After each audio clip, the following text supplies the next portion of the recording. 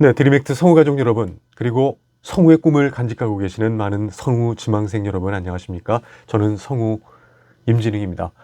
편안한 주말 금요일 보내고 계신가요? 다음 주 정도에 KBS 47기 공채가 뜰 것 같습니다. 무엇보다도 가장 중요한 건 컨디션 조절 잘 하시고요.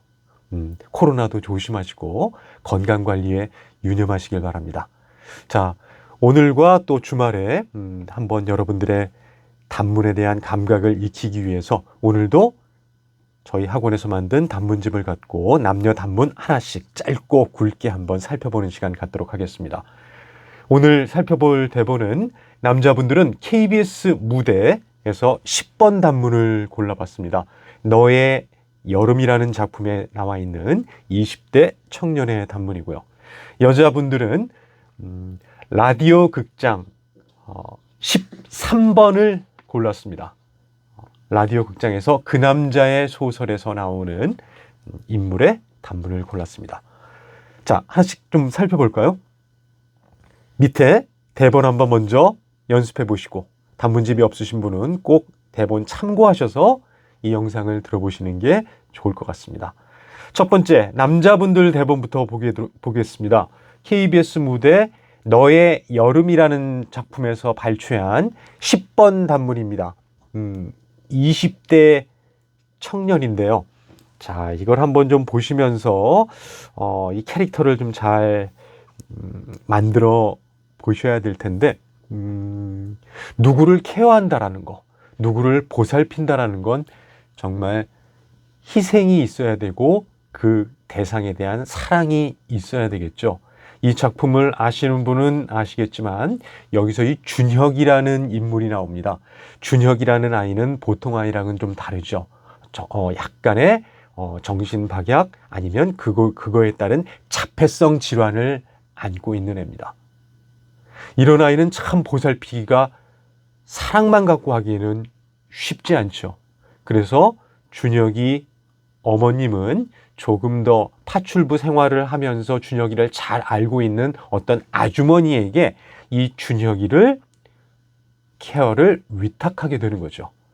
그런데 그 아주머니의 아들이 바로 지금 오늘 한번 연기해 볼 20대 인물입니다. 이 아들은 이게 봤을 때 어떤 건실하다거나 이런 캐릭터보다는 조금은 무의도식하는 약간의 백수, 그리고 조금은 날라리 성향이 있는 아들이라고 봐야 되겠죠. 나이는 뭐 20대 중반이라고 보면 되고, 어떤 힘들어서 하는 어떤 건실한 것보다는 뭔가 한탕을 바라고 조금 그런 허세, 허풍 이런 게 좀 녹아져 있는 그런 캐릭터로 보면 될 것 같습니다. 그런데 이제 자기 어머니가 이 준혁이를 케어하는 게 너무나 쉽지 않고 힘들고 어렵죠. 그렇기 때문에 이 준혁이를 데리고 준혁이를 맡긴 사모님 댁에 가가지고 조금의 엄살을 떠는 장면이 되겠습니다. 그래서 이것을 뭐 사기친다, 협박한다 이런 느낌으로 접근하지 마시고요. 조금 있는 집에 가가지고 좋은 게 좋은 거 아닙니까? 사모님께서 조금 이렇게 좀 성의를 표시해주면 저희 어머니랑 저도 준혁이를 조금 더 케어하는데 더 열의를 갖지 않을까요? 라면서 약간의 엄살을 떠는 거죠. 그러면서 어떤 맡긴 그 비용을 조금 더 청구하는 내용입니다. 그렇기 때문에 이거 말투에서 약간의 좀 날라리 기질이랄까, 그리고 허세, 허풍 떠는 거를 재밌게 표현해 주시면 좋을 것 같습니다. 마음 자체가 막 사기성이 짙다거나 마음 자체가 악한 사람이라기보다는 조금은 좀 허세, 허풍이 있는 상태에서 사모님한테 약간의 어리광과 엄살을 떠는 장면으로 표현하면 될 것 같습니다. 아이고, 자, 가까이 한번 다가오면서 아이고, 사모님 안녕하셨어요? 자, 약간의 오프에서 온으로 들어오면서 아주 부침성 있게 밝게 해주시면 되겠죠. 그리고 데리고 온 준혁이한테 야, 준혁이 인사 안 해? 그런 다음에 이제 능청스럽게, 준영이가 하도 답답해하길래 드라이브를 좀 했거든요. 마침 지나는 길이라서 잠시 들려봤죠. 능청스럽게 이렇게 말은 하지만 속마음은 어때요? 안 되겠다. 야, 준영아, 너 오늘 그 집 좀 가자. 가가지고 그 사모님한테 좀 이러이러한 얘기를 하면서 조금 더 비용 청구 좀 더 하자. 이런 의미로, 그런 목적으로 왔겠죠. 자, 그 다음에 재미있다는 듯 준혁의 반응을 보죠. 준혁이는 뭔가 자폐성 질환이 있는 아이이기 때문에 뭔가 컨트롤하기가 굉장히 쉽지 않습니다. 자기 집이지만 낯선 곳에 왔기 때문에 뭔가 불안한 행동을 보이겠죠. 그걸 예상했다라는 듯이 준혁이 집에 들어가기 싫은 모양인데, 야 준혁아, 너 여기 어딘지 몰라? 너희 집이잖아. 이 자식 왜 이래.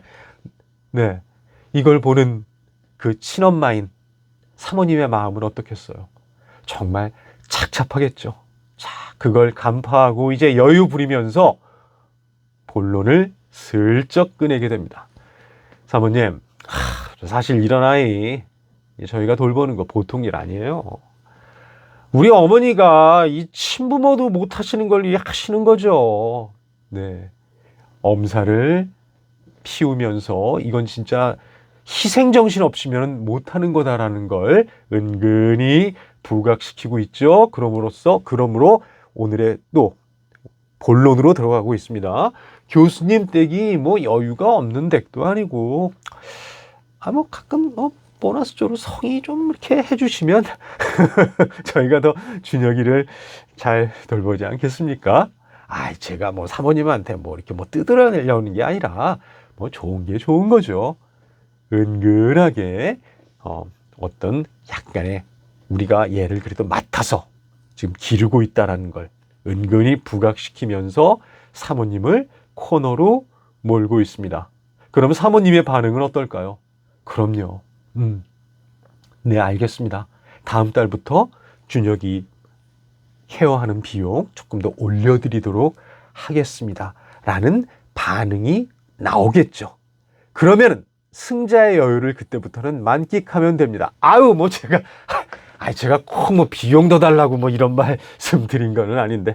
사모님, 그럼 들어가세요. 저희 그만 가볼게요. 그 다음에 이제 준혁이를 팍 산만하게 있는 준혁이를 이제 다시 데리고 가야 되겠죠. 준혁아, 야, 너 때문에 동네 사람들 다 구경 나오겠다. 이런 동네에서 시끄럽게 굴면 안 돼. 집에 가자 하면서 마치 친형처럼 그렇게 보듬으면서 가겠죠. 만약 자기 집에 왔을 때는 준혁이를 조금 좀 귀찮아하고도 이럴 수도 있겠는데, 자, 여기 준혁이의 이제 친부모 집에 왔을 때는 정말 우리 어머니가 힘들게 준혁이를 보살피고 있다. 그거에 대한 약간의 조금만 더 신경을 써주신다면 준혁이한테도 좋고 저희한테도 좋고 좋은 게 좋은 거 아니겠습니까? 이러면서 좀 느물느물하게 자기의 목적을 제대로 달성하고 돌아가는 장면이었습니다. 너무 빡빡하게 하지 마시고요. 약간의 무의도식하는 백수 캐릭터이기 때문에 뭔가 좋은 게 좋은 거고, 그리고 성의 표시해주면 우리도 이렇게 하겠다라는 듯한 약간의 좀 능글능글한 느낌을 귀엽게 표현해 주시면 상당히 재미있는 말 맛을 잘 표현해 주시면 좋을 것 같습니다. 이런 캐릭터는 어떤 사기꾼의 캐릭터라기보다는 조금 허세와 허풍이 든 캐릭터로 해주시고, 이런 약간의 제비 성향 같은 것도 살짝 넣어주셔도 무방할 것 같습니다. 어쨌든 살아있는 캐릭터, 마음 본성만은 착하지만 겉으로는 약간의 조금 허세와 허풍, 가벼운 면이 있는 그런 캐릭터로 표현을 해주시면 재밌지 않을까 싶습니다. 자, 그 다음에 여자 대본 한번 이어서 살펴보겠습니다. 여자분들 대본은 라디오 극장에서 골라봤는데요. 13번 한번 살펴보죠. 라디오 극장 13번 그 남자의 소설이라는 라디오 극장에서 골라봤습니다. 조금 양이 많아서, 네, 여기 있네요. 여기에 이제 20대 인물이 나오는데, 이 20대 인물의 어떤 그 과거 성향도 과거에 어떤 사람이었는지 충분히 유추가 가능합니다. 이 사람은 지금 보육원 출신이죠. 고아원 출신이라고 보면 맞습니다. 어렸을 때 입양된 경험이 있고요. 사실 보육원 출신이면 세상에서 정말 출세하고 높은 위치까지 올라가기는 편견에 의해서 그렇게 쉽지는 않습니다. 그렇지만 이 20대 여인은 정말 독한 마음으로 어느 위치에 올라갔습니까? 바로 작가의 위치에 오른 거죠. 그런데 이 작가의 위치는 크나큰 거짓말이 하나 도사리고 있습니다. 자기의 글 필력으로 그 자리에 오른 게 아니라 보육원 때 같이 남매처럼 지냈던 상대방 남자가 대신 써준 거죠. 남자는 어떻게 보면 유령 작가로 행사하고 있고 그 남자의 작품을 이 여자가 발표를 한 거죠. 사회적으로 굉장히 높은 위치의 작가가 됐고, 그리고 작가라는 건 계속 후속작에 대한 기대가 있는데 그 후속작을 써내는데 이 여자는 어려움을 겪고 있습니다. 그렇기 때문에 남자한테 어떤 걸 원하는 겁니까? 네가 이번 작품도 고쳐줘야 되고 대신 써줘야 되고 계속 네가 이 대본을, 이 글을 써줘야 된다라고 압박하고 있는 장면이죠. 이렇게 되면 이 여자의 삶은 없습니다.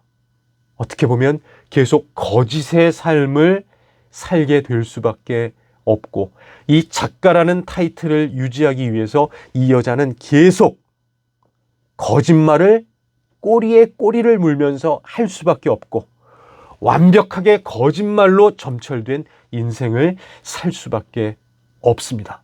하지만 여기서 되돌아갈 수는 없죠. 내가 어떻게 얻은 작가 타이틀인데 이 작가 타이틀을 유지하고 싶은 그런 강한 자기애적, 병적인 자기애적 성향도 드러나고 있습니다. 그래서 이 남자한테 어떻게 보면 계속 작품을 네가 써주고 고쳐주고 도와줄 걸 강요하고 있는 거죠. 자, 그런 장면에서 이어지는 요 단문 한번 리딩 한번 살펴보도록 하겠습니다. 먼저 문 열고 들어서면서 뭐 하고 있었어? 왜 왔냐고? 처음에는 여유 있게 시작을 하셔도 될 것 같습니다. 오랜 보육원 시절부터 같이 알아왔던 사이고, 그리고 내가 비록 네 도움을 받아서 작가적인 역량을 발휘하고 있지만 너는 나를 반드시 도와줘야만 돼. 왜냐? 과거에 나는 너 대신 희생한 적이 있으니까. 그러면서 어떤 반드시 내가 너한테 도움받는 걸 어떻게 보면 당당하게 생각하고 있는 여자라고 할 수 있겠죠. 너한테 선물 주려고 마지막으로 한 번만 더 부탁할게. 유년의 자화상 고쳐줘. 너 해달라는 대로 다 해줄게. 응? 제발 나 좀 도와줘. 응? 이제 다시 한번 네가 대필해달라는 걸 도와주는 거죠. 그럼 이런 반응을 상대방의 남자는 어떤 반응을 보일까요? 아니야, 이건 안 돼. 더 이상 글을 내가 쓸 수가 없어. 하면서 뭔가 거절의 반응이 나오겠죠. 하지만 이 여자는 결사적입니다. 무릎 꿇으면서 애원합니다. 네가 꼭 해줘야 돼. 나 정말 세종문학상 받고 싶어. 꼭 받고 싶다고. 응? 너 재능이 있잖아. 그냥 스르륵 쓰기만 하면 되잖아. 너한테는 귀찮은 일이겠지만 나한테는 인생이 달린 문제야. 네가 해줘. 아무리 생각해도 너밖에 없어. 너 아니면 난 끝이야. 네. 뒤도로 빠꾸가 없는 정말 간절한 애원을 하고 있는 거죠. 이런 정도 되면은 이 말을 듣는 남자도 정말 난감하고 도대체 왜 그렇게 살아? 이젠 그만 네 가식에서 벗어나! 라고 말을 하겠지만 이 여자는 이미 너무나 깊숙이 발을 들어놓은 상태죠. 그래, 나는 그 어떤 일도 너한테 요구할 수 있는 사람이라는 거. 너도 인정하잖아. 몰라서 물어? 자, 이제부터는 협박입니다. 내가 그냥 너한테 희생을 요구하는 거 아니야. 나 당당해. 내가 널 도왔으니까 너도 날 도와야만 돼. 파란 눈망울 속에 과연 이 여자가 과거에 남자를 어떻게 도왔을까요? 내가 너 대신 입양 간 거. 그놈이 어떤 인간인지 알면서 너 지켜주려고 내가 대신 입양 갔잖아. 그래, 내가 그 집에서 어떻게 살았는지 너도 알잖아. 널 위해서 그런 거야. 오로지 널 위해서. 그러니까 너도 지금부터는 날 반드시 도와야 돼. 도움을 받는 거에 대한 고마움이라든가 죄책감은 일말도 없습니다. 오히려 내가 너를 대신 입양 가면서 그 아픔을 대신 겪었기 때문에 넌 나한테 이 정도 대피를 해주는 이 정도 도움은 충분히 난 받을 자격이 있는 사람이야 하면서 파란 광기 어린 눈빛을 보여주면 되겠죠. 자, 이 정도 되면 정말 갈 때까지 가보자라는 어떤 불길한 기운을 느낄 수 있을 겁니다.